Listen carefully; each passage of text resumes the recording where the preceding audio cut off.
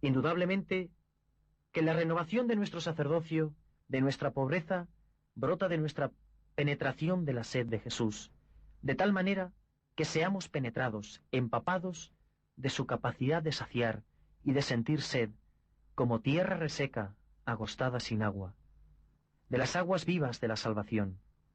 Así nos convertimos en transmisores, portadores de ese agua para el Jesús que tiene sed de nuestra gente. Para mí, el sacerdocio de Jesús fue fecundo y fue un fiel reflejo y transmisor de la obra del Padre, porque vivió ese sacerdocio como colaborador del Padre en dos actitudes fundamentales: la completa y constante identificación con el Padre que le había enviado al mundo, y por otra parte su total dependencia de él en obediencia hasta la muerte y muerte de cruz. Por ello, dado que sólo somos vasijas de barro, hemos de desarrollar lo que en Jesús brotaba con espontaneidad: la ininterrumpida y total identificación con aquel que nos ha enviado. Vivir fuera de ese marco permanente de referencia es salirse fuera de la realidad de nuestro sacerdocio. Ese tema, tantas veces estérilmente debatido de la identidad sacerdotal y religiosa, tiene una sola respuesta, y es muy simple. Solo tenemos una identidad, y esa identidad es el mismo Jesús. Cualquier otra motivación no es más que una adulteración del ministerio. Vivir con Jesús es el dato más característico de los 12 apóstoles. Indudablemente, el Espíritu del Señor está sobre nosotros para hacernos partícipes de la misma misión y consagración de Jesús. La imposición de manos es el comienzo de nuestra vida, de nuestro vaciamiento.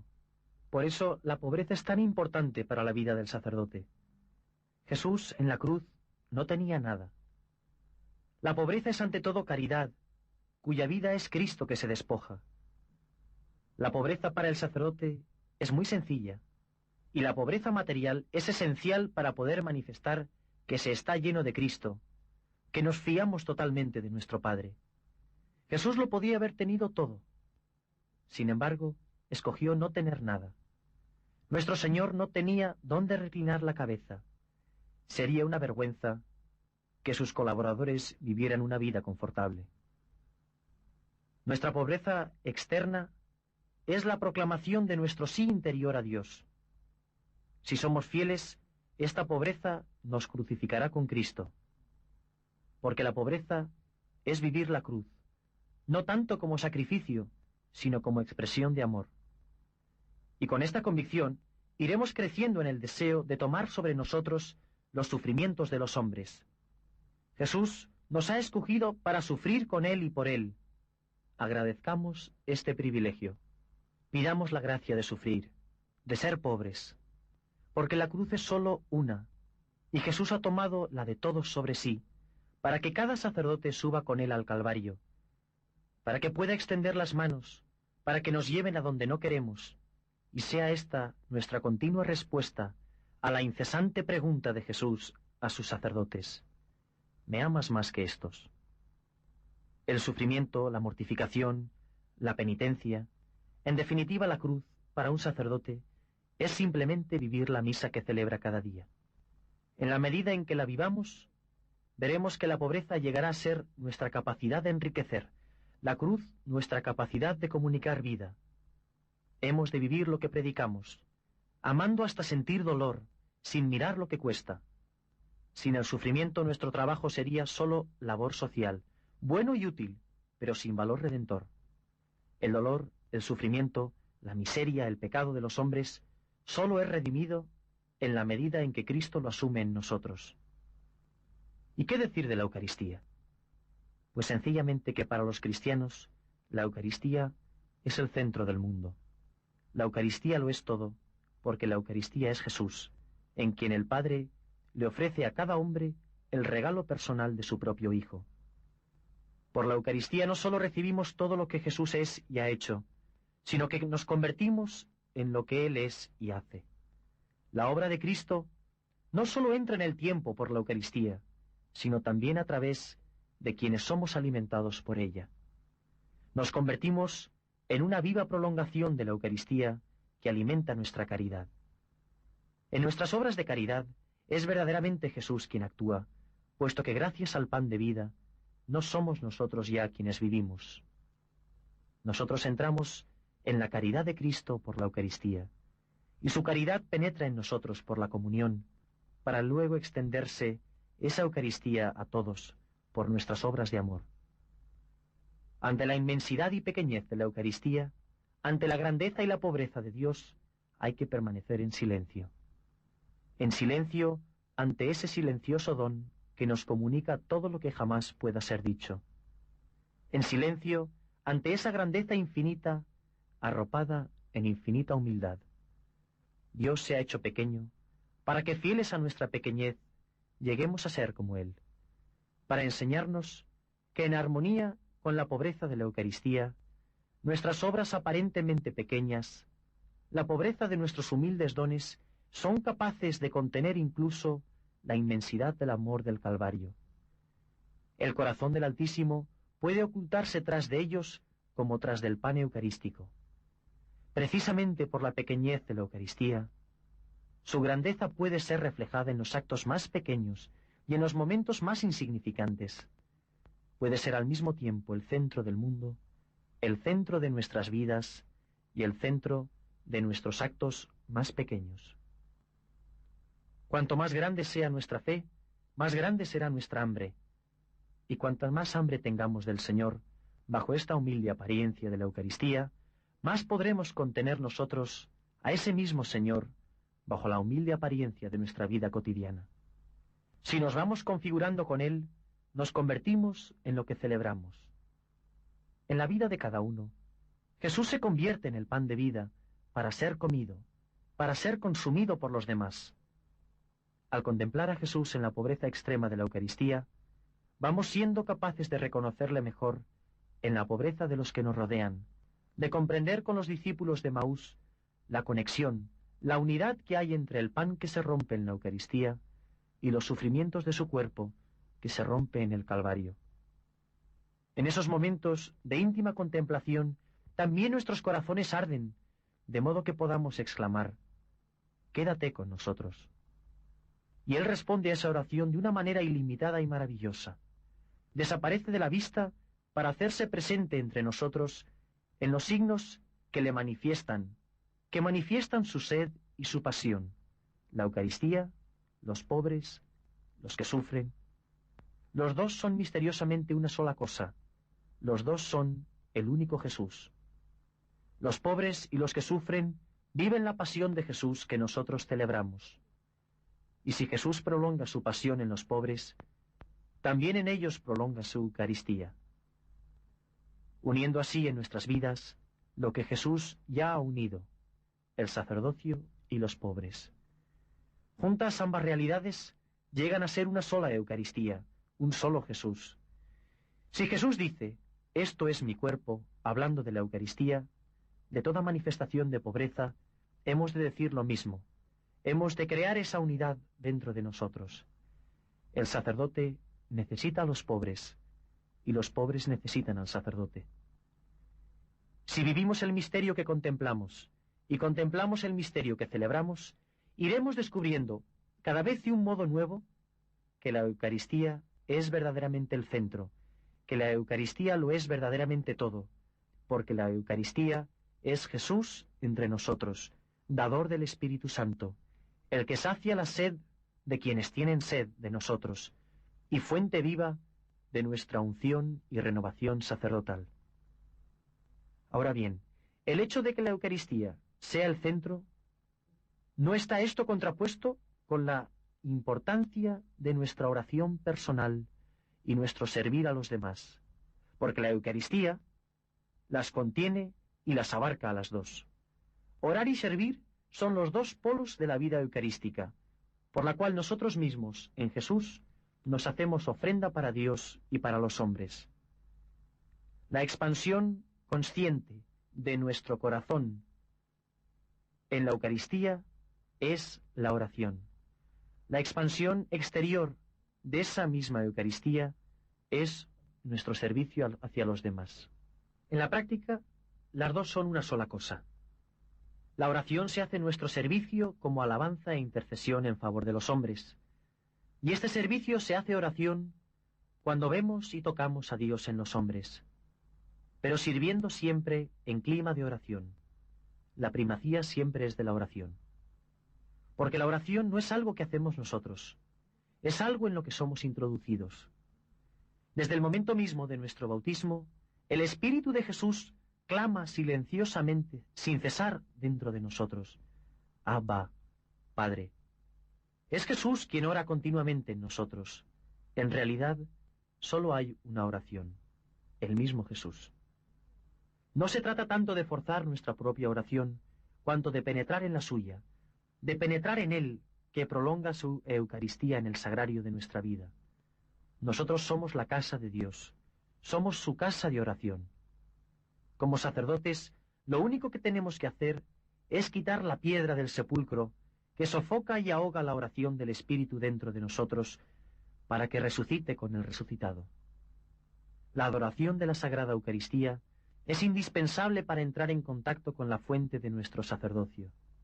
Nuestra oración y nuestro servicio, la fidelidad a esto, este deseo de adorar y de unión con Él, acrecentará nuestra hambre de Dios y de su voluntad. Cuanta más hambre tengamos, más seremos saciados, y cuanto más seamos saciados, más hambre tendremos. Este hambre es el que eleva nuestra sensibilidad, nuestra conciencia de la presencia de Dios en lo más profundo de nuestro ser, y ello nos mueve a querer encontrarnos con Él en un nivel más profundo de oración. Tenemos que negarnos a contentarnos con una oración superficial que jamás va a poder satisfacer ni cambiar nuestra vida. La oración profunda es nuestro contacto con la eternidad. Aumenta nuestro deseo de una plenitud que no se puede alcanzar aquí abajo. La oración es el misterioso comienzo de la eternidad. Como sacerdotes, hemos de darnos totalmente en la oración para preferir a Jesús antes que a cualquier otra cosa en este mundo. Solo los pobres de corazón pueden preferir a Jesús a todo lo demás. Para nosotros sacerdotes, la pobreza del corazón en la oración es el silencio, silencio de deseos, silencio de palabras. Somos escogidos para proclamar a Cristo, pero no podemos hacerlo si nuestro corazón no está lleno de Dios. Las almas de oración son almas de profundo silencio. A través de la oración, Jesús nos identifica totalmente con Él. No podemos solo darle a la gente nuestro trabajo, sino también la oración de la que es expresión ese trabajo. Hemos de enseñar a orar a todos, para que podamos saborear la palabra que ha crecido por nuestra predicación y han recibido por nuestra Eucaristía, y por supuesto, para enseñarles a experimentar lo que es la oración, nosotros mismos hemos de tener experiencia de lo que es orar. Nuestras gentes deben poder ver y sentir que somos hombres de oración, para que puedan sentirse movidos a clamar como los discípulos. Enséñanos a orar. Al igual que Jesús sintió la necesidad de pasar noches enteras en silenciosa comunión con el Padre, también nosotros hemos de buscar tiempo abundante. Y lo mismo que Jesús, hemos de ser fieles a esa oración, experimentándola no como una obligación, sino como un don. Amad la oración, sentid con frecuencia la necesidad de orar. Y un consejo de un sacerdote novato: si queréis orar mejor, orad más. Al adentrarnos en la oración, descubrimos que el Señor habita en la Eucaristía y en la pobreza de nuestro corazón. La oración lo es todo, porque la Eucaristía lo es todo. La oración es el vínculo entre la Eucaristía y nuestro trabajo. La oración es la prueba de que la Eucaristía es el centro de nuestra vida. Al igual que Jesús estaba tan unido al Padre, que era su resplandor y su imagen, de igual modo, por nuestra unión con Jesús, nos convertimos en su imagen, en su irradiación, en una transparencia de Cristo, para que los que nos vean, solo vean a Jesús. La gente no busca nuestros talentos, sino a Dios en nosotros. Lo que esos griegos del Evangelio le pedían a los discípulos es lo que nos pide el mundo a nosotros. Queremos ver a Jesús. Nos piden que solo demos a Jesús, atrayéndole siempre a Dios y nunca a nosotros. Cuidado con que la gente responda en apariencia a Cristo por simpatía humana al sacerdote. La gente espera, y con toda razón, encontrar a Cristo en nosotros. Esperan descubrir en nosotros ese sentido de Dios a quien hemos de hacer más cercano y más tangible. Como sacerdotes, seamos uno con Jesús, dando solo a Jesús, dejando que la gente solo vea a Jesús en nosotros. Esto es lo que significa irradiar a Cristo. De nosotros, como colaboradores, se espera que dejemos que Cristo viva su vida y la irradie en nosotros y a través nuestro. Nuestro trabajo sirve solo para dar a Cristo, que sea su fragancia y no la nuestra, que la gente cuando nos vea, solo vea a Cristo crucificado. Él quiere vivir su vida en nosotros. Jesús deseó y oró para ser glorificado en los apóstoles, y por lo tanto, también en nosotros. Por lo tanto, nuestra misión es ser la gloria del resucitado, es ser la alegría de Dios. Al igual que Cristo es la manifestación del Padre, nosotros somos manifestación de Cristo, que en verdad, al igual que el que ve a Cristo, ve al Padre, el que nos vea, solo se encuentre a Jesús en nosotros. Imágenes del Cristo glorioso e invisible que nos ha enviado. Pensad que como sacerdotes, cada vez que tomáis el cuerpo del Señor en vuestras manos, sois el Padre eterno que vuelve a entregar a su único Hijo para la salvación del mundo. Soy consciente de que aparentemente puede parecer que estas palabras solo van dirigidas a los sacerdotes. No es cierto. Estas sencillas reflexiones, esta oración en voz alta, vale para todo cristiano, para todo hombre, mujer, sacerdote, religiosa, madre de familia, estudiante, enfermo, ateo, religiosas de clausura, para todos. ¿Por qué? Sencillamente porque todos, absolutamente todos, tenemos hambre y sed de alegría, de paz, de confianza, de perdón, de gracia, de ser santos. Y eso nos lo quiere dar el Padre Eterno a través de cada sacerdote. Amad a vuestros sacerdotes, no les critiquéis ni les juzguéis. Ayudadles con vuestra oración, vuestros sacrificios. Buscad en ellos solo a Jesús. Ved en ellos el corazón de Cristo traspasado, de amor a Dios Trinidad y a todos los hermanos.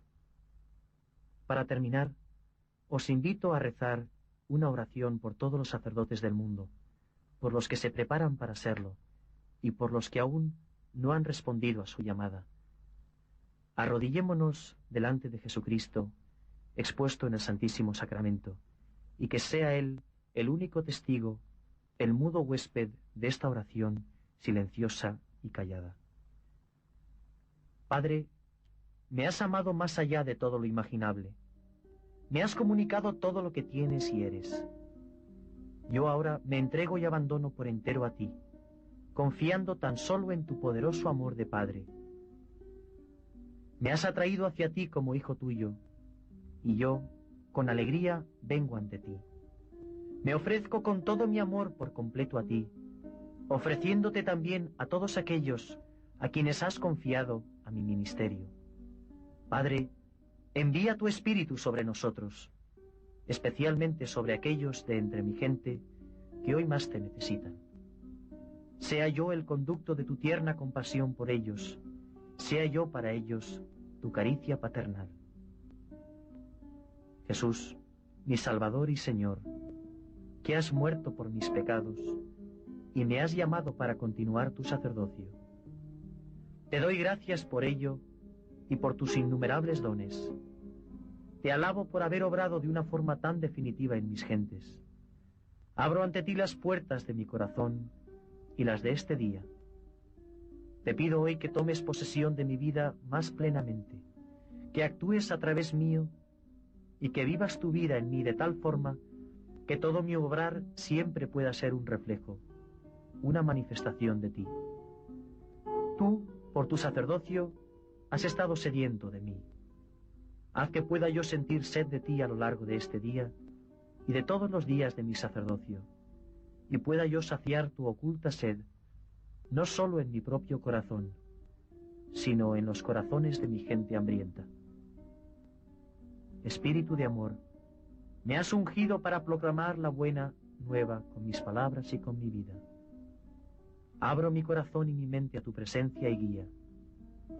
Hoy te pido que irrumpas poderosamente en lo más profundo de mi vida y de mi ministerio, para que colmes mi corazón y me guíes siempre por tus senderos.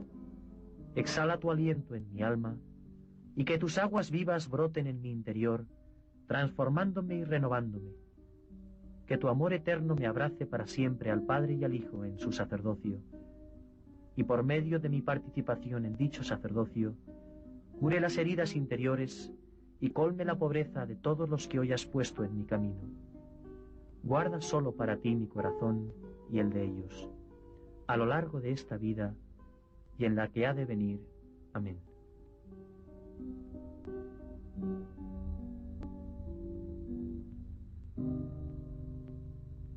Amad a los sacerdotes, porque ellos son Jesús, que se ha disfrazado de su debilidad y miseria personal.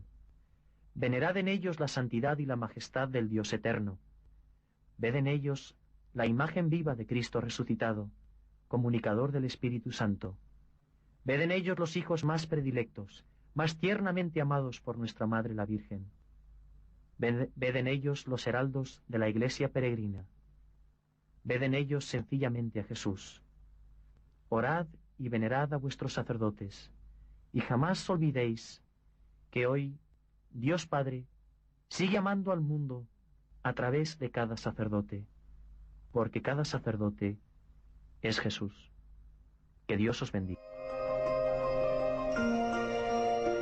Finaliza en Radio María esta conferencia del padre Christopher Harley titulada El sacerdote, transparencia de Cristo.